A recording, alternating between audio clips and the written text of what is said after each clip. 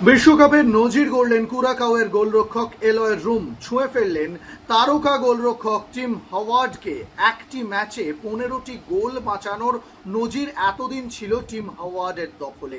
সেই নজির এবার নিজের নামের পাশেও লিখে ফেললেন কুরাকাওয়ের গোলরক্ষক এলয় রুম, যার ফুটবল জীবনের লড়াইটা কিন্তু মনে রাখার মতো। একসময় নেদারল্যান্ডের বয়সভিত্তিক দলে ফুটবল খেলতেন, কিন্তু সিনিয়র দলে সুযোগ না পাওয়ায় 2015 সালে কুরাকাওতে যোগ দেওয়ার সিদ্ধান্ত নেন। দ্বৈত নাগরিকত্ব থাকায় এই সিদ্ধান্ত নেওয়ার সুযোগ পেয়েছিলেন। 2011 সালে ফিফার সদস্য পদ পায় কুরাকাও এবং সেখান থেকেই কিন্তু বিশ্ব মঞ্চে যাত্রা শুরু কুরাকাওয়ের।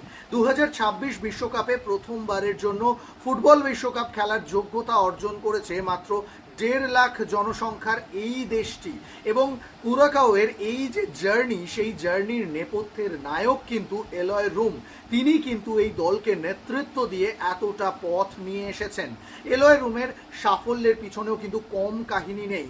একটা বিশেষ ম্যাচে রেফারি পেনাল্টির সিদ্ধান্ত দিয়েছিলেন, সেই পেনাল্টিকে চ্যালেঞ্জ জানিয়েছিলেন এলয় রুম। তিনি বলেছিলেন, আপনি পেনাল্টি দিচ্ছেন, কোনো অসুবিধা নেই, কিন্তু আমি পেনাল্টিটা বাঁচিয়ে দেবো।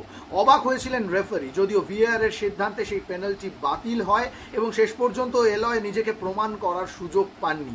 এলয় রুমের জীবনে এরকম অনেক ঘটনা রয়েছে। যখন ওয়ার্ল্ড কাপ কোয়ালিফায়ার খেলছে কুরাকাও, তখন কিন্তু এলয় রুমের কোনো ক্লাব ছিল না, তিনি কোনো ক্লাব ফুটবলে খেলছিলেন না, শুধুমাত্র জাতীয় দলের গোলরক্ষক।